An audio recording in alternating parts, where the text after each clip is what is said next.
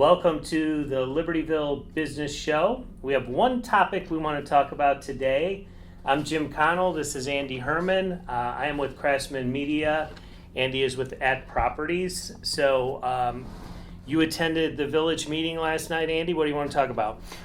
I would like to talk about the missed opportunity that the village as a group voted no. Bricks and Mortar wanted to come into the space, formerly Arden's Furniture, formerly the motorcycle shop, the Indian Motorcycle Shop, and that is a co-op workspace, which to me rivals an Apple store. I was very impressed with the design. There is no question that there is massive pent-up demand for people to go somewhere and work. I believe that working from home isn't fun. And if we're not going back to work or we're on a hybrid system, wouldn't it be great to go somewhere in a communal office space to be around like-minded people? And wouldn't it be great to go to downtown Libertyville and do that? And I really feel, I understand, well, we'll get into the why, but I just feel that this was an opportunity that was missed. It would have been a great fit for our downtown. I do not want to dismiss or discredit the work of the people ahead of us who kind of protect the downtown to make sure that certain businesses go in and go out. And I would like to ask you to put your trusty hat on, if you will. I got a trusty hat. And please, can you get into the why this opportunity was voted no? And maybe we can just kind of riff on that a little bit. So you want to know why I chose to vote no? Yes, and why the group? Okay, I can't speak for the other guys. Okay, fair enough. I won't speak for the other guys. Got it. I can't. I can speak for myself. And just so you know, I think everybody knows co-op working space, but think of it as sort of a, in the city, I would occasionally go to WeWork. Super design on this place. Unbelievable design. Very, very cool, teched up, natural light, amenities. I mean, I would have loved to have gone there. Right? I mean, it could be shown in like, magazine quality. Yeah, for sure. Yeah, 100%. Yeah. It's the Google Bricks and Mortar. They have a place in Park Ridge, and you'll see the photos of that. We got a mask going on next door. You'll see the photos of Bricks and Mortar space in Park Ridge. They're building in Deerfield. They're building, I think, in Glen Ellen, maybe. Ellen. Yep. LaGrange. LaGrange, yes. And their model is smack dab downtown. So they wanted that Indian motorcycle shop. First floor, beautiful front window, the view of Cook Park. People can look in. Hey, what's going on in there? To me, it was all good. So my biggest hang up on it, Andy, was that is in our C1 district. Yep. And you know some of the history better than I do, but historically back in the 80s and stuff like that, we had insurance offices, attorneys' offices, banks, and our predecessors years ago changed the ordinance where, in effect, it just could be retail or restaurants, I guess is the bottom line. Mm-hmm. My fear is if you were to change it, then it opens the door possibly for the downtown to begin to be populated with an insurance office, an attorney, a financial planner, and it would zap the vibrancy out of our downtown. Now, and you can watch the video online in the Village Hall, I was wrestling with this since I heard about it. Mm-hmm. And my commentary was all over the place because I'm really for it. But because of that hang up with the ordinance, I just couldn't do it. Right. Because in my view, slippery slope. We wake up 10 years from now, 20 years from now, and we've got an insurance agent or a financial planner, nothing against those folks, but it changes the makeup of our downtown. And, my struggle is I want bricks and mortar here. Yes. The struggle for them, based on what they said, was a side street's not going to work for their business model, and I totally appreciate that. If a miracle happened, and somehow, some way, someone could insure me that if we allowed them in, and they're gone, I mean, we essentially nixed the deal last night with our vote. I'm just saying, hypothetically, if a miracle happened and they took another run at us or something, and somebody could convince me that the ordinance issue that I have is not problematic, that maybe they front it with retail, like we talked about that. Our trustees asked some great questions last night. Absolutely. They really did. And,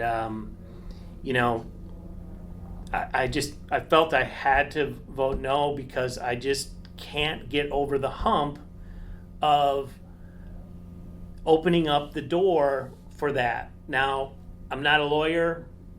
I'm not extraordinarily so well versed in ordinances and variances that, I could come up with a solution. It's really not my job to come up with a solution.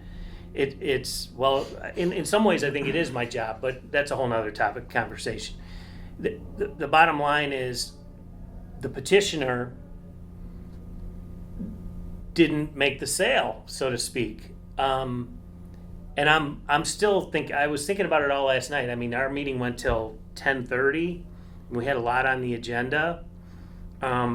So sorry I said no because you really want it. I do think it was a miss, but I explained my thinking on it. So what say you? I do believe it was a miss. I believe that the presentation that was given last night at best was a C-, and I don't believe it was presented. Take my trustee hat. Take it off. You're a resident now, okay? I don't believe the presentation was pitched properly. To me, this screams Google. This is a mecca for thought, creativity, an incubation center, if you will, of like-minded people, young and old, to come together in a communal workspace. Yes, they may have their earbuds on, they may be in their own little world, but we are humans. We do have a need for interaction, and if you and I didn't know each other and we're working at Bricks and Mortar, and I'm a marketing guy, and you're a software guy who's thinking about how do I market this, hey, let's go grab a beer at O'Toole's, or let's walk across the street and have a brisket taco at Milwaukee Taco, and let's talk and let's network. I think there was a lot of opportunity that center or Bricks and Mortar Center can offer. I would argue that it's not a State Farm. You have to be a member, so you're selling memberships. There could be a retail component to this, which I don't believe was properly conveyed. So I'm just wondering if they were to come back and pitch this again and have a different spin on it, would it have swayed certain trustees? I don't know. I can only speak for myself. Right. It would have swayed me. Right. But the sticking point for me, if they could do that, then they would meet the ordinance, right? Right, correct. So I'm all in. Yes. I'm all in. What is wrong with having people come to downtown Libertyville to work and create and frequent our restaurants and shops? That's the whole point. But the big question to me is they have a model, and their model is not the retailing business. Now, I think you bring up an interesting point, and one of the other trustees, this is maybe a stretch, right? But one could argue that they in fact are a retailer because they're selling memberships. Yes. And that's maybe a stretch, but here's my prediction. and just for fun. Yeah. I don't know. I don't know yeah. anything. Right. My prediction is the village is going to see a lot more, let's call them 21st century business models, Yep. like bricks and mortar, coming down the pike. I absolutely think it's a matter of time before a ghost kitchen comes in. We could have and this is another topic, but we could have 10 restaurants show up in one fell swoop through a ghost kitchen. How are we going to do that? I don't know what the ordinances are on all that. If they met them, I guess they could go. But to your point, I appreciate your passion for it. Sorry I didn't vote the way you wanted me to vote. I was, by the way, I would have been one, just for the record, I would have been one yes, which wouldn't have meant anything. But that ordinance piece, or them meeting the requirements for the ordinance, is the only way it's going to happen. And from what I heard, actually, it's more about what I didn't hear. Yes. From the bricks and mortar guys, is I didn't hear them offer up any flexibility, and I respect that. Right. But in terms of our town, somebody said it. A resident came up and said, "I hope we don't miss out," and I think we're missing out. I think we're missing out. I really do. But it takes.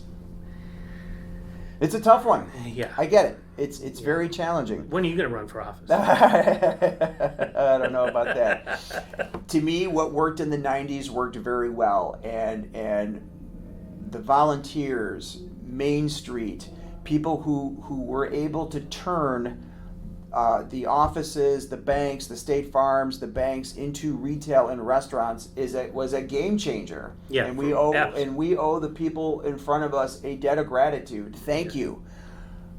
I feel that what worked in the 90s isn't working in 2022. The world looks very differently, and if we want to keep the party going, we have to understand that the guest list has changed. And we really have to have stretched thinking and think about how are we going to look in 5 or 10 years. My concern is that space is just going to sit empty. Who's going to go in there? I don't know. I don't know.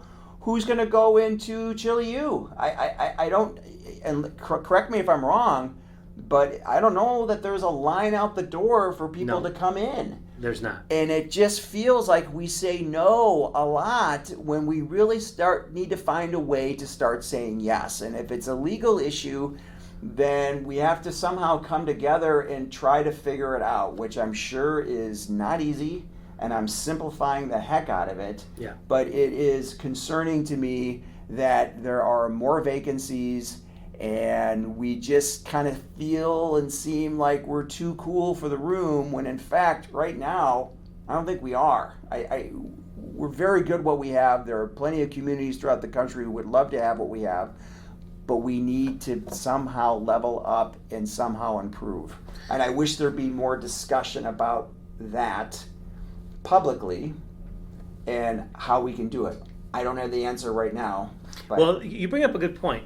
And this is an appeal to residents who might be watching this, is I appreciate the fact, and I know you're coming to a lot of meetings, I appreciate that, because I would take a next step, and that is, I've said this before, we always hear the no's. Yes. I was really refreshed when the lady came up and said, here's why we should do it. We need more of that from residents. We need the residents to push us. We need the residents to continue to push us. Because I do think, I agree with you.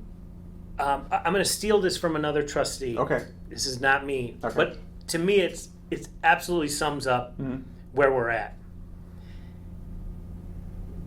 And I'll just say for quick terminology, Main Street 1.0 got us in the game. Yes. Now we got to work on Main Street 2.0, and I mean Main Street as a whole village. Right. Main Street 2.0, and when he said that to me, I was like, man, that's it. That's the tagline, right? For sure. Main Street 2.0. That's where we got to go. So I appreciate your input on it. Thank you. Over and out. Over and out. Good to see you, man. All right.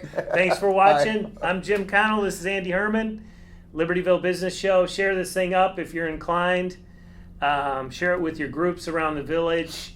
The purpose of these videos is to drip and package these ideas and what's happening in the village so it's digestible.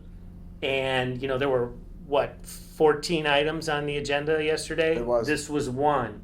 So come to meetings, share this video. Thank you so much for watching. We have fun doing this, as you could probably see, and we'll see you next time. Over and out. Bye.